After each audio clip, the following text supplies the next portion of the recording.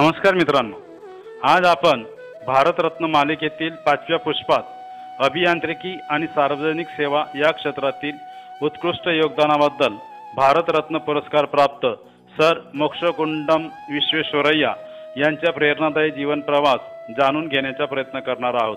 चला तर मग। भारतरत्न सर मोक्षगुंडम विश्वेश्वरय्या यांचा जन्म 15 सप्टेंबर 1861 रोजी कर्नाटक मधील मोदेनहळ्ळी या गावात एका ब्राह्मण कुटुंबात झाला। त्यांच्या वडिलांचे नाव श्रीनिवास शास्त्री आणि आईचे नाव वेंकटलक्ष्मा होते। लहानपणीच वडिलांचे निधन झाल्याने त्यांचे बालपण कठीण परिस्थितीत गेले। शिक्षणाची ओढ असल्यामुळे त्यांनी बंगलोरच्या सेंट्रल कॉलेजमध्ये प्रवेश घेतला आणि गणितात विशेष प्रावीण्य मिळवले। नंतर मुंबईच्या सर जे अभियांत्रिकी महाविद्यालयातून अभियांत्रिकीची पदवी घेतली। नंतर त्यांनी मुंबईच्या सरकारच्या सार्वजनिक बांधकाम विभागात अभियंता म्हणून कार्य सुरू केले। त्यानंतर त्यांची नेमणूक धारवाड, पुणे आणि सुक्कूर येथे महत्त्वाच्या जलसिंचन आणि पूर नियंत्रण प्रकल्पांसाठी झाली। त्यांनी क्रांतिकारी जलसंधारण पद्धती विकसित केल्या। सर विश्वेश्वरय्या यांचे आपल्या धुळे जिल्ह्यासाठी सिंचन व्यवस्था सुधारण्यात आणि जल व्यवस्थापन प्रभावी करण्यात मोलाचे योगदान आहे।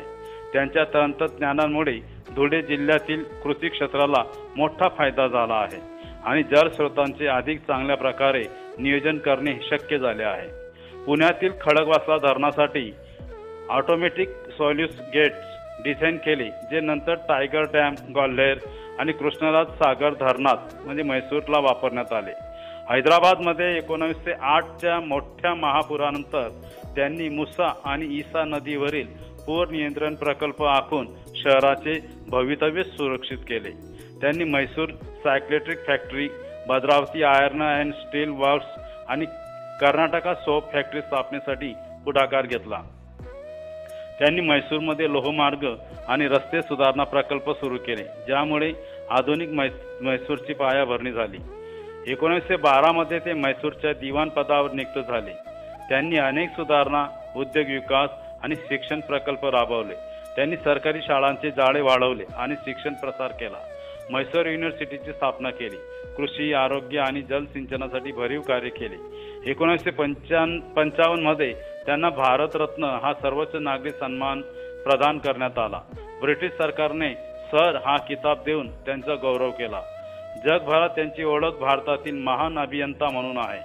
सर विश्वेश्वरय्या हे शिस्तप्रिय, मेहनती, दूरदृष्टी असलेले आणि सामाजिक बांधिलकी जपणारे अभियंता होते।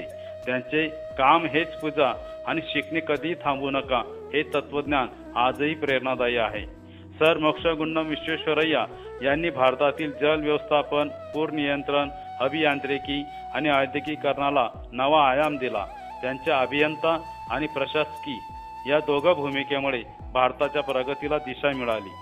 त्यांच्या जन्मदिनी म्हणजे 15 सप्टेंबरला अभियंता दिन म्हणून साजरा केला जातो। त्यांचे जीवन हा कर्तव्य, मेहनत आणि राष्ट्रसेवा याची उत्कृष्ट आदर्श आहे। अशा थोर भारतरत्नास कोटी कोटी अभिवादन।